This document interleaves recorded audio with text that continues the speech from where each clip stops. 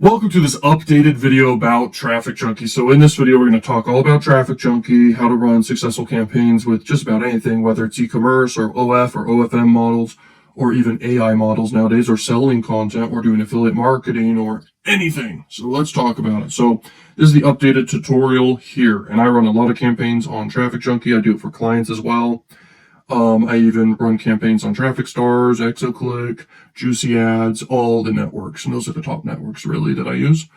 Then there's other methods like going directly to people who have audiences and then paying them. People call it influencer marketing. I like to call it audience owner traffic, people who own audiences. But anyway, if you want me to run campaigns for you, then hit me up. Call me or my team down below and let's go. Okay, so you name your campaign whatever you want. You do campaign 1.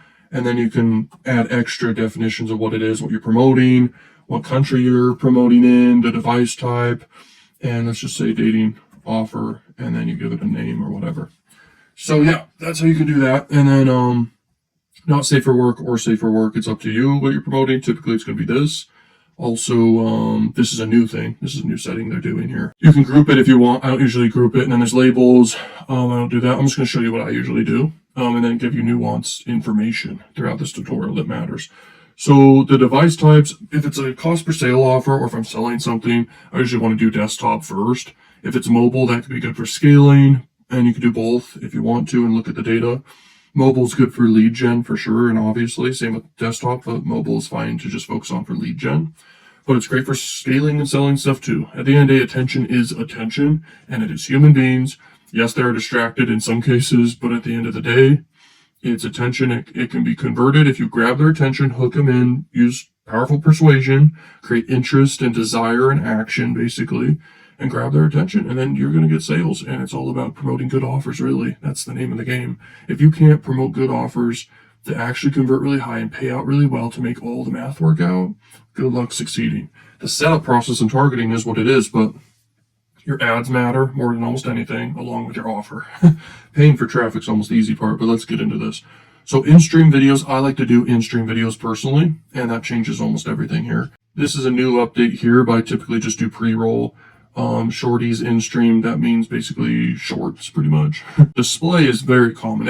I even started with this, and it's just banner ads. Basically the most common is 300 by 250, and I mean that placement's the most competitive. It costs the most. Everyone's paying for that one all the time. All the other placements can be good. It's great for scaling something where you could scale and not even be copied. If you're an offer owner, that's even better. So if you own your own models for OFM, if you own your own AI models, that could be good. If you are a creator and want to boost your content or something, that's great. If you have your own e-commerce store and products, great. If you're doing affiliate marketing, that's when you can be copied. That's my whole point for bringing that up. But yeah, banners or native ads, they're both different. Native ad doesn't really have call to actions on it or headlines. It just looks like a native piece of content, basically, on whatever site.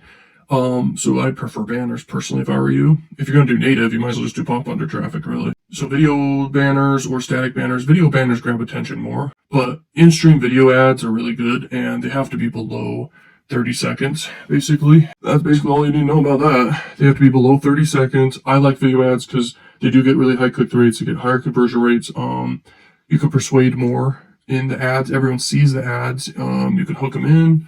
You can leverage more persuasion in these ads. So it's just way better. Banner ads can be good for retargeting though, okay, for sure. But it's a case-by-case basis. That's why getting a consulting call or getting consulting or coaching with me is really powerful, because then you're going to know exactly what to do based on your current situation.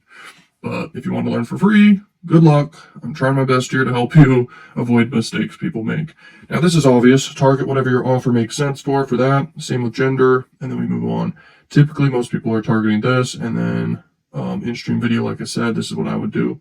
And then let's go to the next step. Also, side note, I'm not running any campaigns today, and also when I am running campaigns, I am scaling fast. Like, I'm spending like thousands and thousands per day. I can only spend up to 10 grand a day. When I am running campaigns, I'm running none right now, but that's okay, because I set up campaigns all the time, but I'm not running one right now. And we're wearing blue for this tutorial, because it's TrafficJunky. So here we go. So if you do geo-targeting, you can target any country. You can add different countries. So if you do the United States, it's the most common thing people target. But there's opportunities outside of just tier 1 countries, okay? Now, you can even add even more countries for each campaign, too. In the past, you could, only add one, but you can target more locations now. You could do OS targeting if you want, operating systems or browser targeting, blah, blah, blah. And there are browsers that are not worth targeting, okay? Like multiple here that are not really worth targeting, but then you can turn those off. And just select the ones you want to target. But I just leave that on for now, or leave it off for now. And then keyword targeting, this is going to cost you more money each time you target keywords, but for some offers and for some things, you definitely want to target keywords. So if you're doing something niche, let's say you have content you're selling, for example, or an offer that's niche, or maybe you're an OF model that's very niche, then you just target the keywords, okay? And you can add them, you can exclude keywords, stuff like that. You can even use AI to brainstorm the keywords you want to do, okay? Now, audience exclusion, pixel targeting, this is if you want to exclude anything, and you don't have to do that initially. If you're doing retargeting, you're going to need pixels, you're going to need tracking, and you're basically retarget people who have seen your website, basically, and that's very effective for marketing. Especially if you're doing like free traffic or paid, but then you're able to track who has been on your site or done any action pretty much, and then you can retarget them with like pretty much any ad placement you want to do. I recommend doing banners, but whatever. Now, I even avoid segment targeting. This basically lets you divide up all your targeting and stuff, and I like to keep it simple, and I'm sure you do too. But this is when you're more advanced and stuff like that. You can basically divide up your targeting, segment things, split test things, stuff like that. All right, moving on, next step. All right, so this is all about basically tracking and everything like that. Okay, so let's look at it here. So basically, first thing to mention is this. You can basically select tracker if you have a tracker. There's different types of trackers out there. You can look into all of them. You can create a new tracker. There you go. So basically targeting sources. So automatic or manual. If you want to do manual, you do this. Then you can basically select and exclude or include and bulk edit everything here. They have only so much inventory. It's really some of the top tube sites ultimately. But automatic's fine to start with. Then you're going to see when you look into your data of your campaigns, you're going to be able to see, which sites, which sources were basically doing the best for you. And when you're tracking things, that's very important, especially for your ads. It's very important to know which ads are freaking converting for you, which ones are leading to sales actually. But I like to optimize for click-through rate because I found a correlation as long as I'm doing persuasion correctly and actually optimizing everything correctly and I'm getting high click-through rates, then I'm going to go with the ad with the highest click-through rate and lowest cost per click. And it should lead to conversions better than ones with lower cost per clicks and higher conversions, maybe, which they usually don't. But that is a possibility that does happen sometimes, but when you do this enough, you're able to notice the patterns and know human psychology and just kind of have a gut feeling about pretty much everything. And just from experience, So that's all. So Smart CPM is the most obvious one here available for basically doing your bid. And you do a max bid. And honestly, you could even do $111, okay? And it's not going to spend that much on your bid, okay? It's just going to basically make you competitive above the rest and not too high. But if you want to lowball it, you can always lowball it, but it doesn't mean you're going to get traffic or good traffic at all. And then you can set rules for optimizing your campaigns and your targeting and everything. So basically you exclude sources that are not performing well. They're automatically excluded, and you can set that up if you want to. Now, next step. Here we go. All right, now we're in the next step here, and the next step is all about scheduling your budget. So, duration. You can basically schedule when it starts, when it stops. I recommend just leave it off. For this one, it's campaign schedule. You can literally have it run at certain times of the day. And you can talk with AI for your specific offer if you want to, or me, and basically brainstorm what hours a day to run your offer specifically and in what country you're in. But I leave that off typically. And then for frequency capping, you can target literally whatever you want here. And sometimes I do this, it just depends. And they say the 8 impression rule is important. So like people need to see your ad 8 times before they maybe click on it or whatever. So if you want to reach as many people as possible, you could be like somewhere between 1 and 3 impressions every 30 days type thing. If you just want to reach everybody and have mass awareness, maybe for an offer you have, or a brand, or anything you're doing. If you're an offer owner, that's great. At the end of the day, you're just trying to get as much clicks as possible, but not get impressions on certain people who will never click. So that's why limiting it and moving on to more people is good. So if your ad's good enough, maybe just put it at between 3 or 5 different impressions per person. Hope that they click. And then it's going to save you money instead of someone seeing your ad 50,000 times but never click on it. So you got to be able to set frequency capping because you need a limit how many times people are seeing something. If they're never going to click on it, they're never going to click on it. But people who are interested are. So it's better to save your impression amount of money you're spending to just focus on people who actually click. That's my whole point. Setting it at 5 is fine. You can do whatever you want, really. Just don't have it at too low. It depends. But don't have it off sometimes because that would mean that you're going to get tons of impressions typically. It just depends, but it tries to optimize and not do you dirty. The traffic source typically doesn't try to do you dirty, but it's good to have control. So there you go. That's what I think. Per person, 5 impressions. If they don't click, this is for video ads specifically I'm talking about. If you're doing retargeting, put it at just off or just have it do super and tell it to do super high frequency capping, like have it be at 100 or something. But yeah. Okay, so your amount per day, this is like a super common question. People wonder, well, okay, what's the budget per day? Well, I recommend do $25 a day to $50 a day if you're comfortable with that. Don't do lower than that. You're going to get enough data within really 2 days. Sometimes people say, oh, do for 3 days. If your offer pays out a certain amount, you could do times 3 of that for 3 days. But if it pays out $1, don't do $3 per day for 3 days. Just do enough of a budget to get enough data to know what works. And the best amount really is between $50 to $100 a day to get enough data fast. So that's what I'd recommend. Plus, you're going to get conversions. You're going to make money back. Depends on what you're promoting and if you're doing things right, but you're going to make money back if you're doing between $50 to $100 a day or just about anything. You need enough data. That's critical. So set a budget where you get enough data. So I would say just $100 a day. That's all you need for the testing phase.